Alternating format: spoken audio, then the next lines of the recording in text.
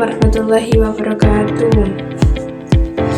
Baik, dengan adanya video ini saya ingin memenuhi tugas mata kuliah saya yang dibimbing oleh Dr. Ahmad Iwanul Mutakin MPDI dengan matkul model dan strategi belajar mengajar. Dengan teori yang akan dibahas yaitu teori behaviorisme dan konstruktivisme. Baik, sebelum kita lanjut ke pembahasan atau materi yang akan saya bahas, izinkan saya memperkenalkan diri saya terlebih dahulu. Nama saya Siti Maimunatun, saya mahasiswa aktif Universitas Syarifuddin. Saya semester 3 kelas 3D Prodi BAI dan Fakultas Tarbiyah. Baik, yang pertama di sini pembahasan yaitu adalah latar belakang. Teori behaviorisme adalah fokus pada perilaku yang dapat diamati sebagai respon terhadap stimulus lingkungan. Dengan tokoh seperti Thorndike dan juga Skinner yang mengembangkan konsep pengetahuan dan konsekuensi perilaku.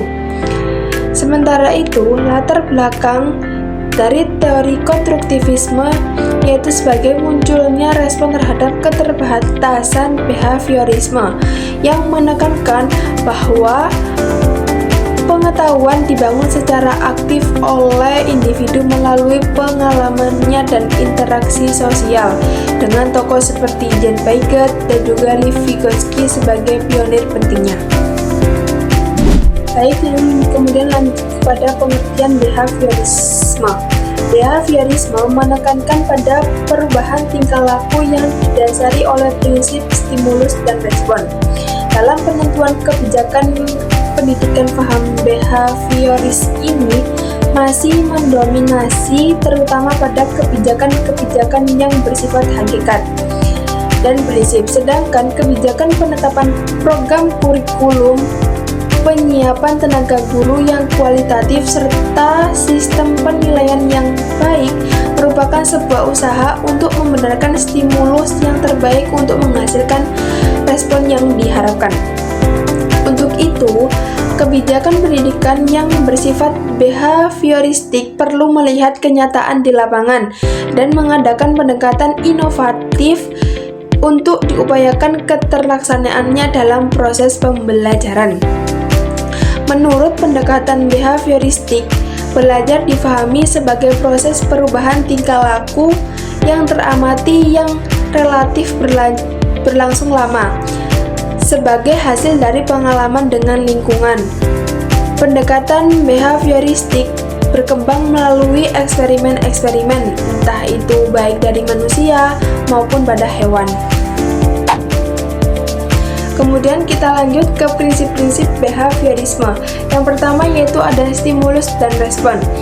Stimulus muncul sebagai reaksi terhadap rangsangan dari luar, misalnya bel sekolah, itu yang dianggap sebagai stimulus. Kemudian reaksi siswa yang berlarian ke kelas itu yang dinamakan respon dari stimulus itu tadi. Kemudian yang kedua yaitu ada pengulangan, yang dimana perilaku itu diulang-ulang akan menjadi kebiasaan. Seperti saat kamu terus latihan mengetik, lama-lama jari bergerak otomatis tanpa mikir huruf satu persatu. Kemudian yang ketiga yaitu ada penguatan, yang dimana respon akan semakin kuat kalau diberi penguatan.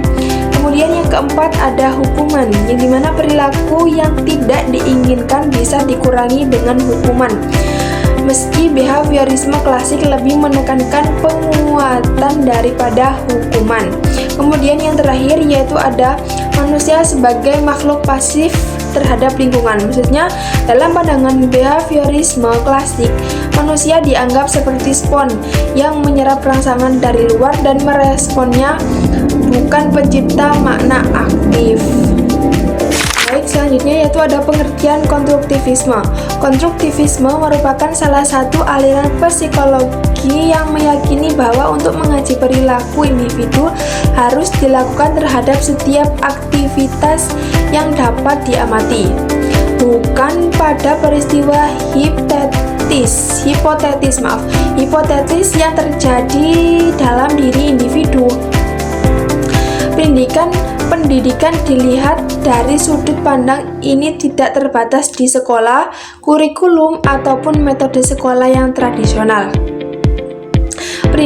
Pendidikan dapat dipandang sebagai satu proses belajar seumur hidup yang dilaksanakan secara terarah dan juga terencana.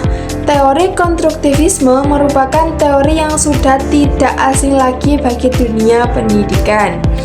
Konstruktivisme berarti bersifat membangun. Dalam konteks filsafat pendidikan, konstruktivisme suatu upaya membangun tata susunan hidup yang berbudaya modern. Berdasarkan penjelasan di atas bahwa konstruktivisme merupakan sebuah teori yang sifatnya membangun dari segi kemampuan, pemahaman dalam proses pembelajaran. Sebab dengan memiliki sifat membangun maka dapat diharapkan keaktifan dari siswa akan meningkat kecerdasannya. Kemudian setelah kita mengetahui apa arti itu behaviorisme, apa itu konstruktivisme, kita harus juga mengetahui siapa-siapa tokoh-tokoh dan pakar-pakar yang menyentuhkan teori behaviorisme dan juga konstruktivisme. Yang pertama yaitu tokoh-tokoh dari konstruktivisme, yaitu yang pertama ada Jean Piaget yang merupakan seorang ilmuwan psikologi yang dikenal sebagai tokoh teori konstruktivisme pertama.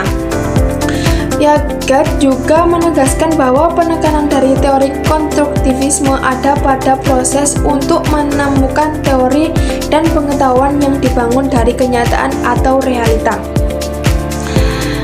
yang ada pada seseorang menurutnya pada saat proses mengkonstruksi pengetahuan.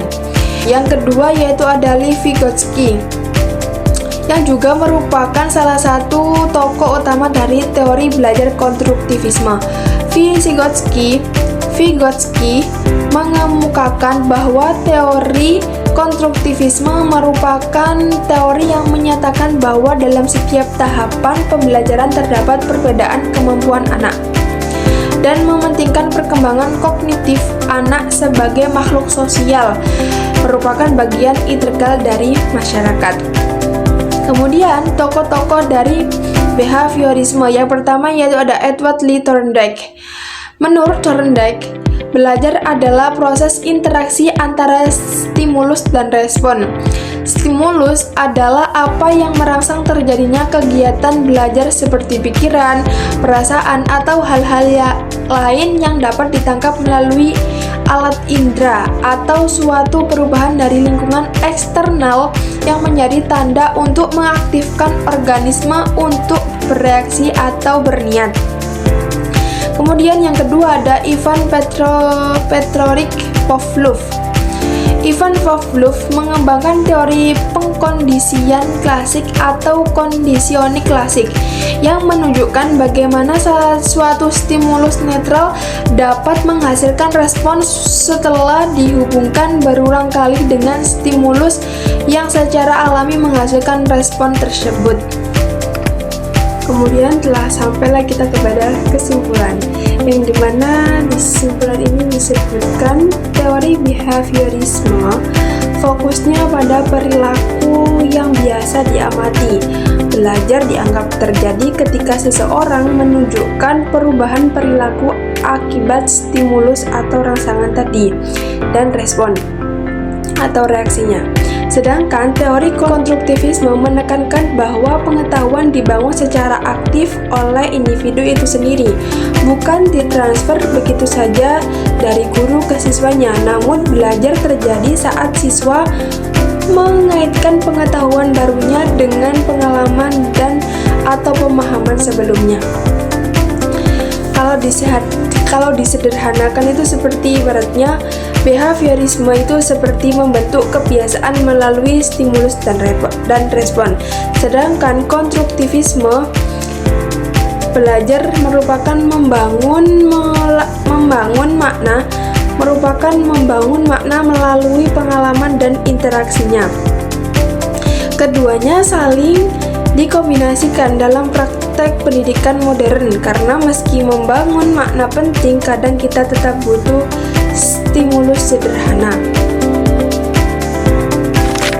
Hai, cukup sekian materi atau pengetahuan yang telah saya paparkan. Apabila dari segi ucapan, dari segi manapun saya melakukan kesalahan, saya mohon maaf, karena saya juga masih belajar dan masih butuh banyak-banyak belajar lagi. Sekian dari saya, akhirul kalam. Wassalamualaikum warahmatullahi wabarakatuh.